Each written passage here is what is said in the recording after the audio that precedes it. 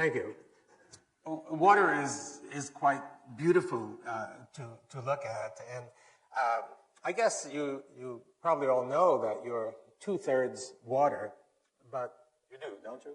Right. But you may not know that because the water molecule is so small, that 2/3 translates into 99% of your molecules. Think of it, 99% of your molecules are water. So do those, your shoes are carrying around a blob of water, essentially. Now, so the question is, in your cell, do those water molecules actually do something? Are these molecules essentially jobless, or do they do something that might be really, really interesting? And for that matter, are we even really sure that water is H2O? We read about that in the textbook, but is it possible that some water is actually not H2O? So these are questions that whose answers are actually not as simple as you think they might be. In fact, we're really in the dark about water. We know so little. And why do we know so little? Well, you probably think that water is so pervasive and it's such a simple molecule that everything ought to be known about water, right? I mean, you'd think it's all there. Well, scientists think the same. Many scientists think, oh, water is so simple that everything must be known. And in fact, that's not at all the case. So let me show you, to start with, a few examples of things about water that we ought to know, but we really haven't a clue. So here's something that you see every day. You see a cloud in the sky, and probably you haven't asked the question, how does the water get there? Why? I mean, there's only one cloud sitting there, and the water is evaporating everywhere. Why does it go to this cloud, forming what you see there?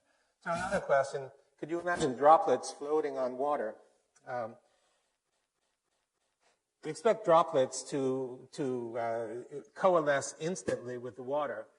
The droplets persist for a long time. And then here's another example of walking on water. This is a lizard from the Central America, and because it walks on water, it's called the Jesus Christ lizard.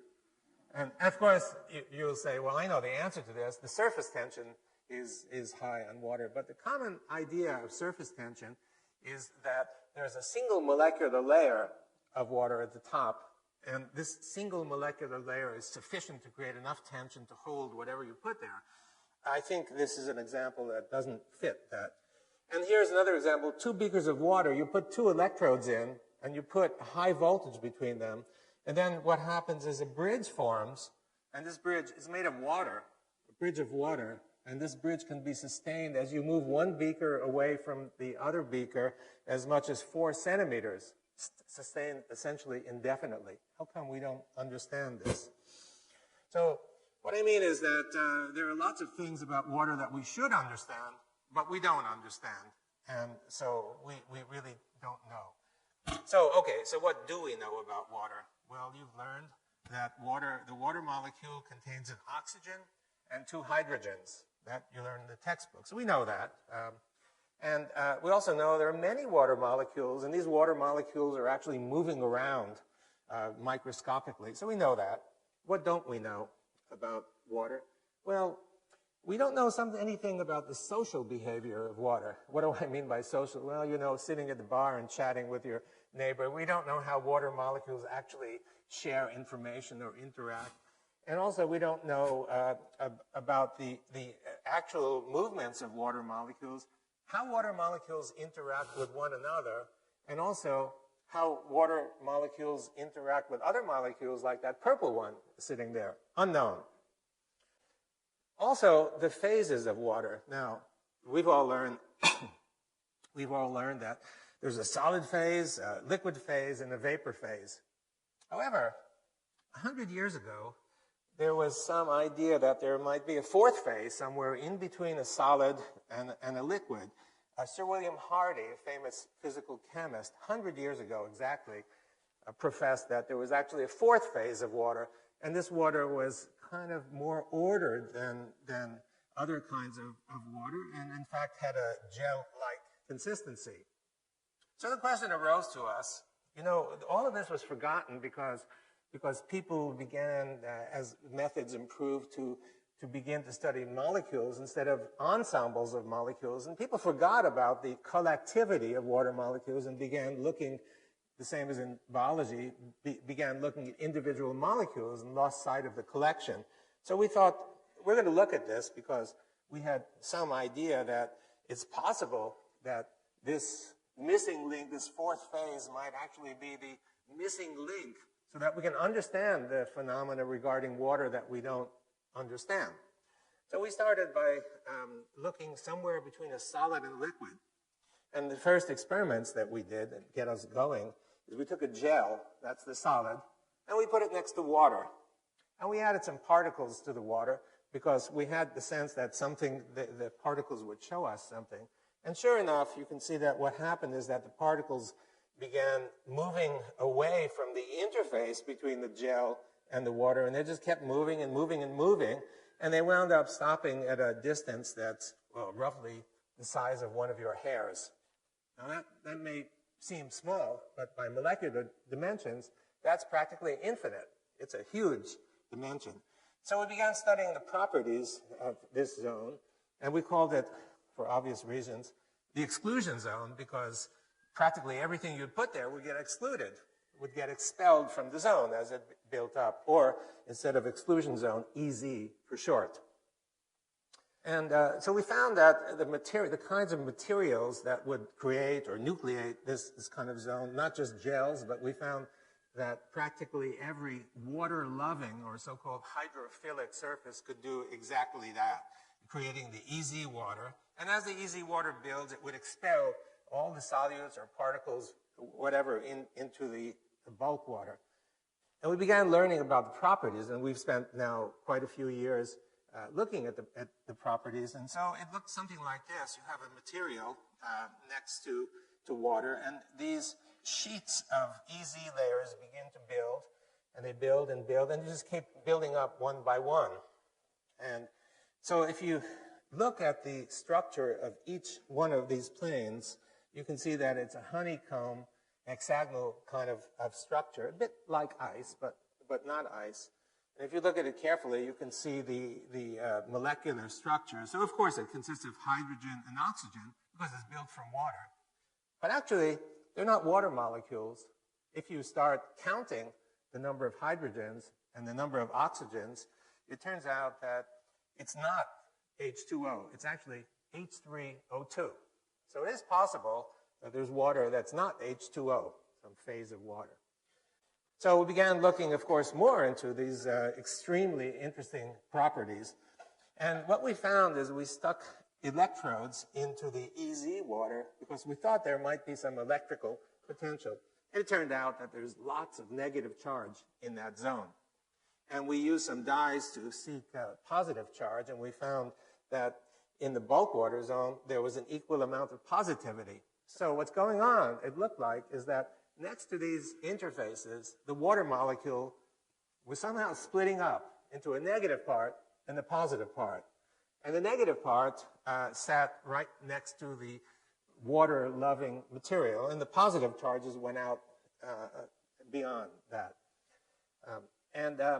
We found, actually, it's the same. You didn't need a straight interface. You could also have a sphere. So you put a sphere in the water, and any sphere that's suspended in the water develops one of these exclusion zones, EZs around it, with the negative charge. And beyond that is all the positive charge separation.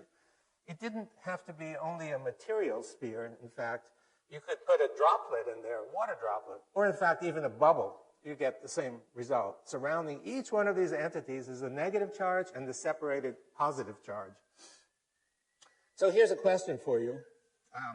If you take two of these negatively charged entities and you drop them in a beaker of water near each other, what happens to the distance between them?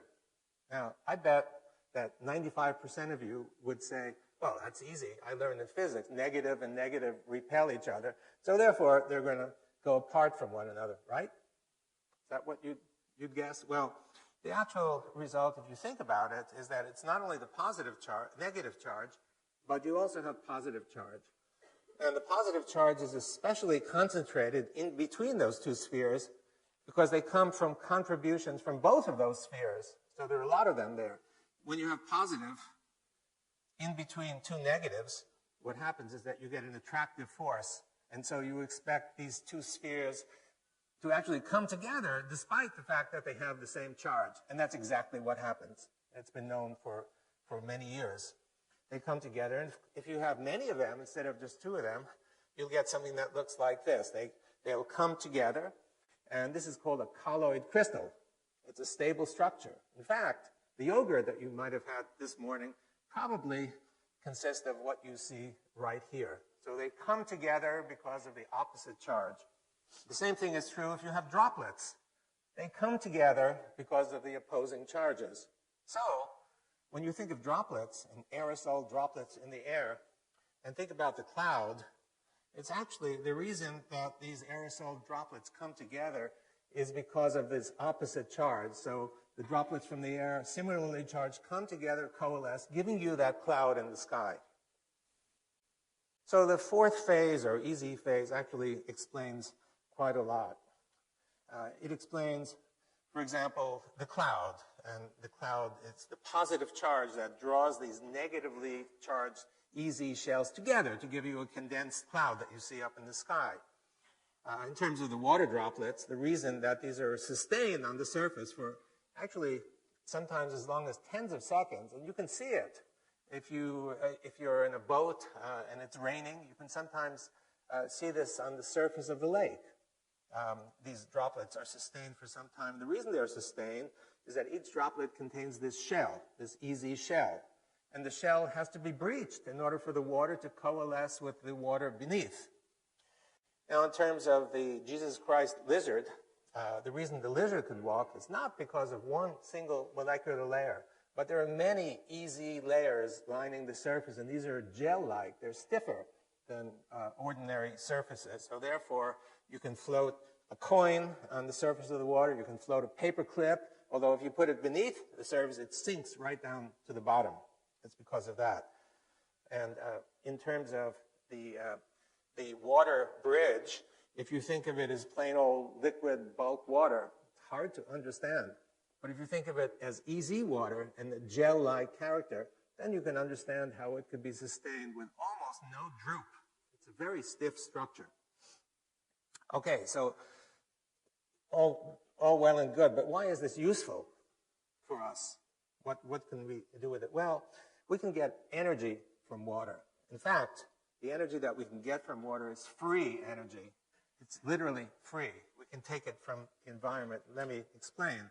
So you have a situation in the diagram with negative charge and positive charge. And when you have two opposing charges next to each other, it's like a battery. So really we have essentially a battery made of water, a battery made of water.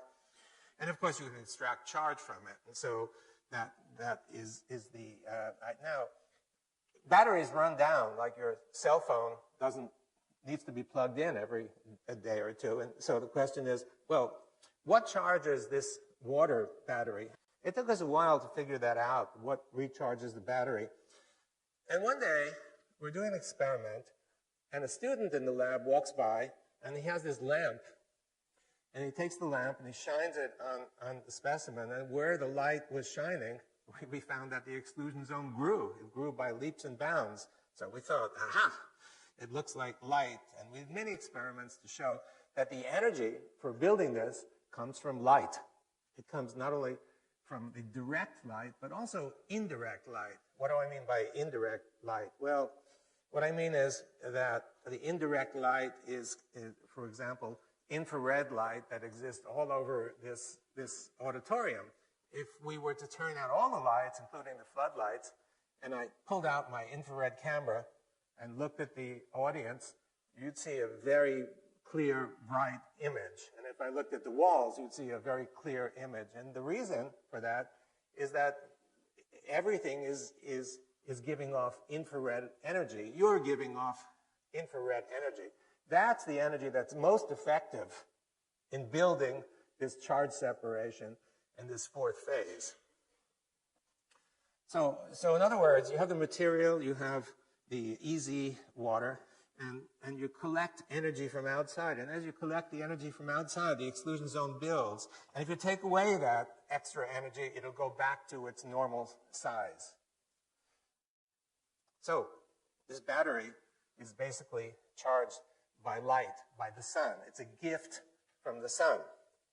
If you think about it, what's going on, if you think about the plant that you have sitting in your kitchen getting light, you know where the energy comes from. The energy comes from the light. It's the photons that hit the plant that supply all the energy, right? And the plant converts it to chemical energy, the light energy to chemical energy, and the chemical energy is then used to do growth and metabolism and bending and what have you. That we all know, it's very common. What I'm suggesting to you from our results is that the same thing happens in water.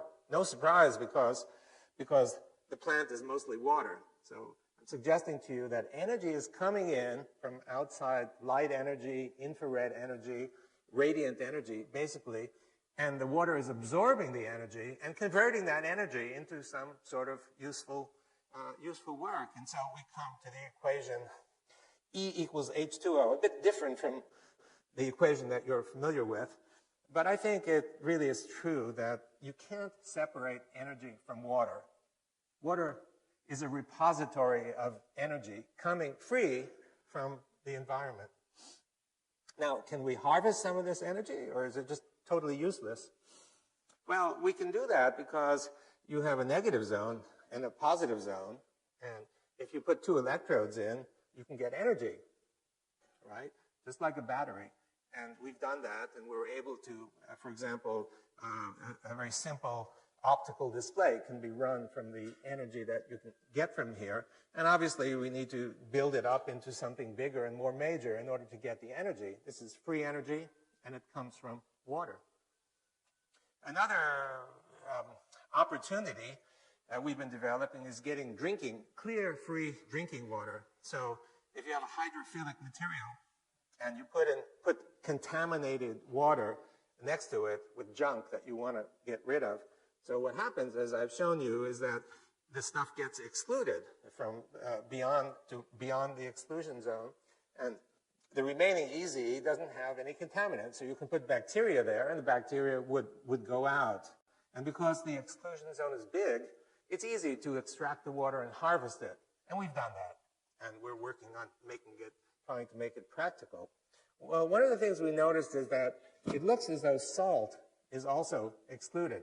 So we're now thinking about extending this to putting in ocean water, and you put the ocean water in, and if the salt is excluded, then you simply take the EZWater, which should be free of salt, and you can get drinking water then out of this.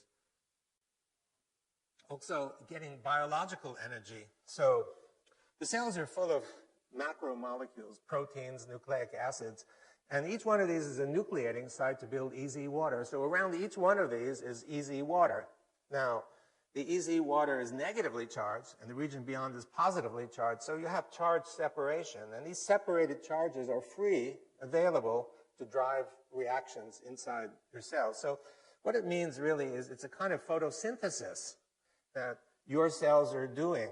The light is being absorbed, converted into charge separation, just the same that happens in photosynthesis, and these charges are used by you. One example of this is obtaining energy on a larger scale. I mean, the energy is coming in all the time from all over. And it's absorbed by you actually quite deeply. If you take a flashlight and you shine the flashlight through the palm, you can actually see it through here. So it penetrates quite deeply. And you have many blood vessels all around you, especially capillaries near the periphery. And it's possible that some of this energy that's coming in is used to help drive the blood flow. And let me explain that in a moment. So what you see here is the microcirculation. It's a piece of muscle, and you can see a few capillaries winding their way through. And in these capillaries are the red blood cells that you can see. A typical red blood cell looks like on the upper right, it's big, but when they actually flow, they bend.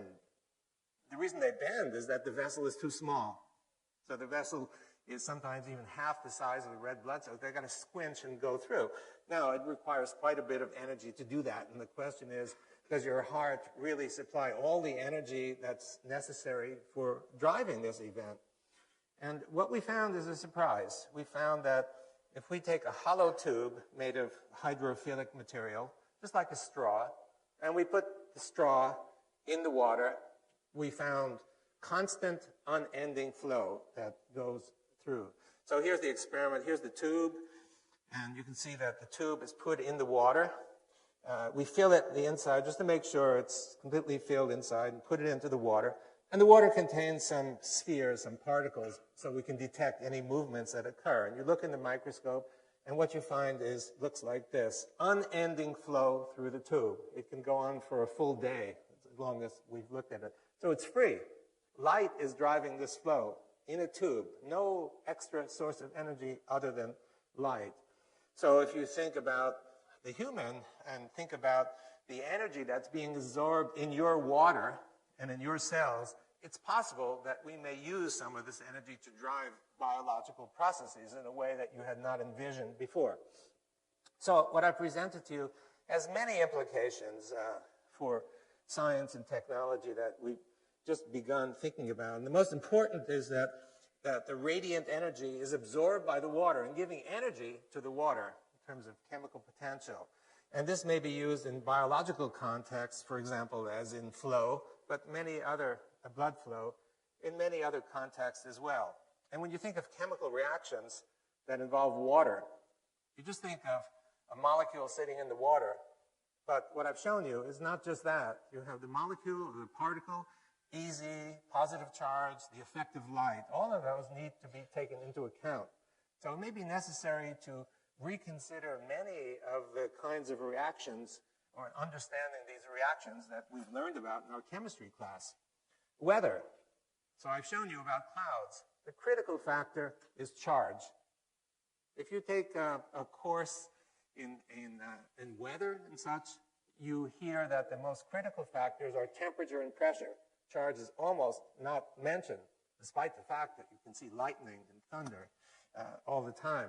But charges may be much more important than pressure and temperature in giving us the kind of weather that we see. Health. When you're sick, the doctor says, drink water. There may be more to that than meets the eye. And in food is mostly water.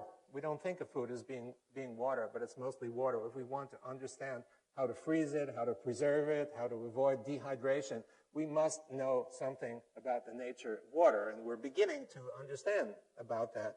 In terms of practical uses, there's desalination possibility. And by the way, the desalination, where you need it most is where the sun shines the most, in dry areas. So the energy for doing all this is available, freely available to do it. And for standard filtration as well, a very simple way of removing bacteria and such from drinking water. It could be actually quite cheap for third world countries. And finally, getting electricity out of water through the sun's energy that comes in. That's another possibility. So I've tried to explain to you how water's fourth phase, really understanding that water has not 3 phases, but 4 phases. And understanding the fourth phase, I think, is the key to unlock the door to understanding of many, many phenomena. And mostly, what we like most is understanding the gentle beauty of nature. Thank you very much.